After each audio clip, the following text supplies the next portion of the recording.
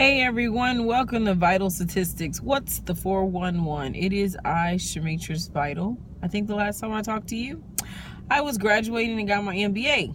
But I don't want to talk about that. I want to talk about a lesson that I just learned. First and foremost, lessons are good and life is all about lessons. Okay, so obviously my hair is very big. Take that out. It's really big. Different hairdo, a little more Afrocentric, if you will. What I learned over this past week, and I want to make this quick and clear. Last week, when I did this hairstyle, it was not the intended hairstyle that I had planned on having. But when I did it, it came out really, really big, and it was a really big afro, right? So I had this big afro, and I was like, okay, I'm just gonna have to wear it because it took way too long to do, and I'm not taking it out, right? So I get to church, and let me say this. Most of us expect the people that we know to give us the most positive words, right? We look for them to give us the affirmative word, is it acclamation? Anyway, giving us the positive words. I can't think of it right now. But we look for them to say specific things to us, right? Well, surprise, surprise, surprise. The people closest to me, I was told when it was really big, was like, oh my God, you look like a clown. You look like a troll. Somebody even had the nerve to tell me, don't ever wear that hairstyle again. That is not the hairstyle of a person with an MBA. And I was like, what is the style of somebody that's got an MBA? Surprise, surprise. It came from one of the people that I respected the most. Very surprised. They were like, well, you would tell me the same thing. They asked me, was I okay? And I'm like, yeah, I'm okay. Why? Well, because when you want attention or something's wrong with you, that's when you do something like that.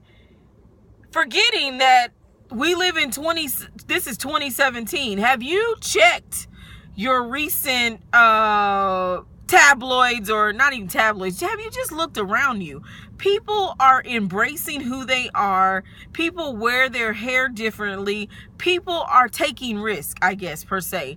And so I didn't let it bother me at all. I was just like, oh, you're old school. Come on. It's okay. It's okay. Okay. But what I learned from that was that, you know what?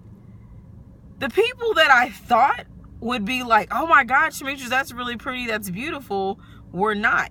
But then when I went to work, and I am praying to be teaching at a school very soon, and my principal, now I don't have nothing against any different race or whatever. The principal that I'd be working for is not black, but white. So I wasn't sure, like, oh my God, I'm like, okay, I can't take this out, but I'm not sure what she'll say, because I was more concerned, like, I don't have the employee handbook, and I'm like, I don't know about distractive hairdos in the high school, you know, because they kind of make the kids kind of simmer their hairdo. They're trying to start receiving them as they are. So I was not sure. Well, when I walked in on Monday morning with my hair like this, and I showed her a picture, she was like, well, what did it look like before you got it like that? And I showed it to her. She said, oh my God, you should have worn it like that. And I said, what, really? And she said, that is beautiful. Now, rewind. Didn't I just tell you that the people closest to me ridiculed my hairdo? I even had one last week. The worst comment was probably never to wear it again. But another person told me, why is it so big? I can't believe you wore it that big. And I said, everything's big in Texas. Well, you didn't have to wear it that big. Bless the Lord. You know, I'm starting to learn that the comments, the things that people say to you, truth be told, and I know you're like, okay, aren't you old enough? You should have already known that. But no, I believe that God wanted me to get it now because of where he's taking me. That people will say things and they're not really for you. I think it's just meant for you to realize that sometimes you can get to a certain point in your life, you become comfortable with yourself, but everybody's not comfortable with you becoming comfortable with yourself. How about that? So what I learned in all of my workplaces, which majority of the people I work with are not black, they don't look like me. I found that they loved my hair, that I got so many compliments. It was unreal. Most of them were like, oh my God, I love that. You should do that more often. What made you decide to do that? And I was like, oh, well, we'll do it for Black History Month. That was never my real intent, but I have begun to embrace it and I really like it. I don't know if you can actually see it. Maybe I'll show you some pictures or something, flash some pictures in between this. But my word, and I believe that the young people say this all the time, is be you. If you're happy with you, then everybody else will just have to get over it. So this week for myself, I learned I am created by God. I am unique and there's nobody else like me. Everybody's not going to like what I do.